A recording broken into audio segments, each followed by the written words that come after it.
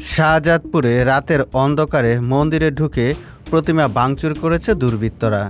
শুক্রবার 4 এপ্রিল দিবাগত রাত 4টার দিকে দুর্বৃত্তরা শাহজাদপুর পৌর সদরের চালা শাহজাদপুর মহল্লার ডোলবিটা মিলন সংঘ মন্দিরে ঢুকে প্রতিমা ভাঙচুর করে চলে যায়।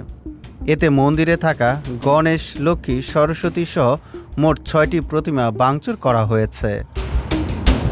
শনিবার 5 এপ্রিল ভোরে মন্দিরের পাশের বাড়ির লোকজন দেখতে পেয়ে পুলিশে খবর দিলে ঘটনাস্থল পরিদর্শন করেছে শাহজাদপুর থানা পুলিশ। এ খবর ছড়িয়ে পড়লে শত শত সনাতন ধর্মাবলম্বীরা ক্ষতিগ্রস্ত মন্দিরে গিয়ে জড়ো হয়ে ক্ষোভ প্রকাশ করেন। বিষয়টি নিয়ে শাহজাদপুর সার্কেলের এসপি মোহাম্মদ কামরুজ্জামান জানান, পুলিশ ঘটনাস্থল পরিদর্শন করেছে।